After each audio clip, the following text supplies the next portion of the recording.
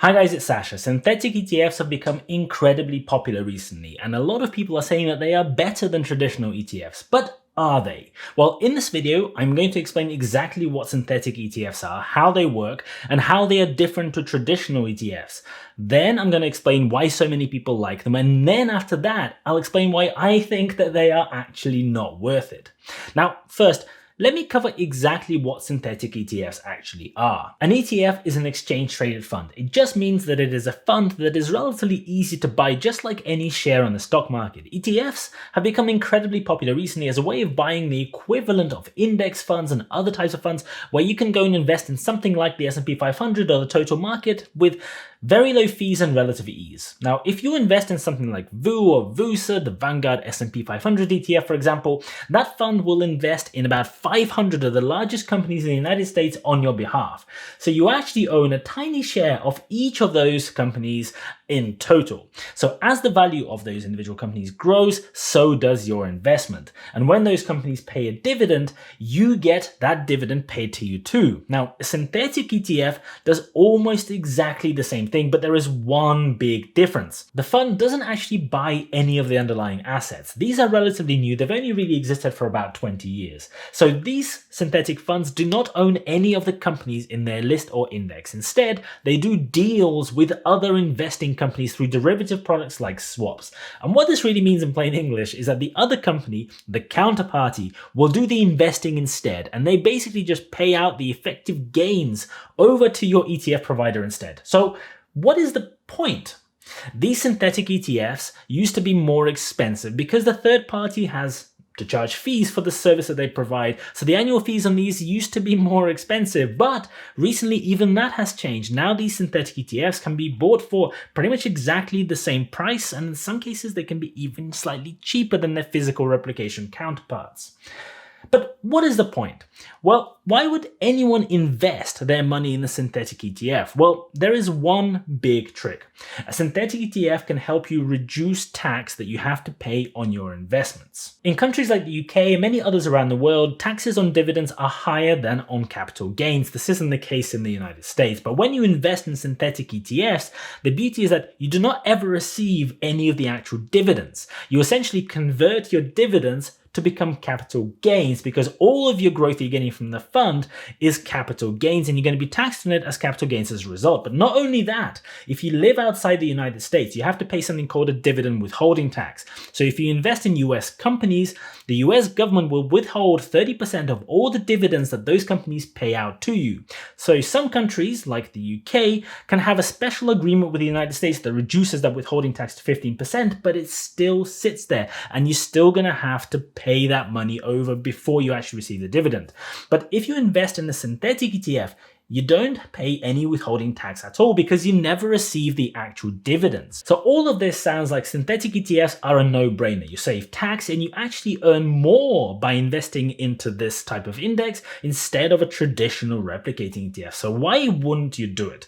Well, here is where we begin talking about risk, because that's the one thing that people often really miss out when they're talking about synthetic ETFs. Sure, any investment has a risk. In fact, all of them have multiple different kinds of risks. Your regular physical ETF has risks too. If the market crashes, so does your investment. But if the market crashes and your investment owned so many shares of each of the companies in the market, you still get to own that same number of shares of each of those companies, and you can wait for the market to grow back to grow your investment back, and you can benefit from that growth. But with a synthetic ETF, you do not own any shares of any companies, and this is really important. You are reliant on the derivative deals that the ETF provider has struck with those third parties. The counterparty risk sort of exists with physical ETFs as well, because you're entrusting Vanguard or iShares or whoever you got your ETF with to do their bit and to actually buy the shares that you think they should be buying. But that activity is so hugely regulated, and there's so much oversight on this, that we're talking an almost negligible level of counterparty risk there.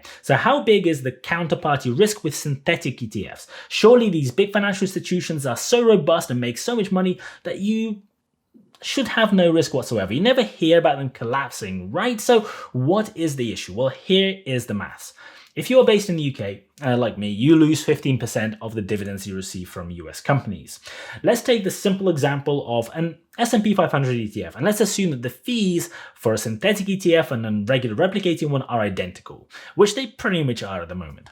The S&P 500 dividend yield at the moment is just 1.37%, but historically it's been higher. So let's use 1.8% to come up with some kind of reasonable average. So that 15% dividend withholding tax will cost you 0.27% per year on your investment. Now in the long run, the S&P 500 delivers an average return of just over 9% or thereabouts, and over the last 15 years that average is over 10%, but a lot of that is down to the recent bull run. So the amount you lose is not a huge proportion of that total. But now let's imagine that the counterparty to the derivative collapses and your investments go to zero as a result. You would lose 100% of your investment in that case, and if you divide 100% by 0.27%, then that means that mathematically synthetic ETFs only outperform replicating ones if this only happens once every 370 years or less often. If the counterparty that collapses is only responsible for a quarter of the total deals with that particular ETF, we're still talking close to 100 years for that break-even point. And the fact is that although these sorts of things are very rare, they do happen. Remember Lehman Brothers in 2008? Well, they were an investment bank that dealt in swaps, and people who held swaps with them lost a lot of money. Now, importantly, there are some safety measures that do exist that I have to mention, because some people will otherwise point it out in the comments. Typically, with these types of return swaps, the counterparty will put up some kind of a collateral for a portion of the ETF, or their share of the ETF. This can be as much as about 70 to 90% of the total amount of the swap. In some cases, it can be even greater than that. But although this looks good on paper, in reality, it's not as rosy. The collateral can come in the form of paper that becomes illiquid in the case of a financial crash, which is usually when these sorts of things happen, when things collapse. And that collateral can also easily become worthless during the same crash, even if it is liquid, which would mean that it doesn't cover 90% of the ETF, but maybe only covers 10% or even 0% of the amount owed. Even worse, the swaps that they have are fixed in time and are relatively inflexible, whereas actual physical shares can be traded on the stock market every single day. So if there was a big financial crash or some other weird, unusual financial scenario where people began withdrawing money from the synthetic ETF, if that withdrawal volume was too high, the run on the ETF could actually collapse it because they don't have the underlying assets that they can convert into cash to pay the money out. And here is another bit of bad news to make it even worse. Often the counterparty is actually the same as the ETF provider.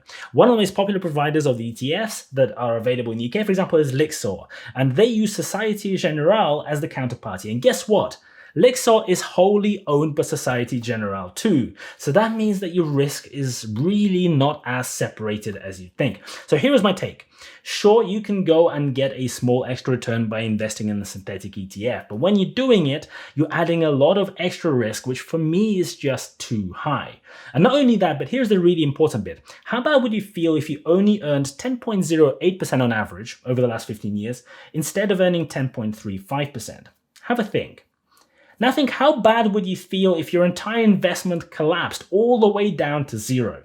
Now, sure, the risk of that happening is low, but this is where you need to make a choice on what's more important for you and how you manage your risks. This is why I personally don't invest in synthetic ETFs. I hope you found this useful. If you have, don't forget to smash the like button for the YouTube algorithm. Thank you so much for watching. I really appreciate it. And as always, I'll see you guys later.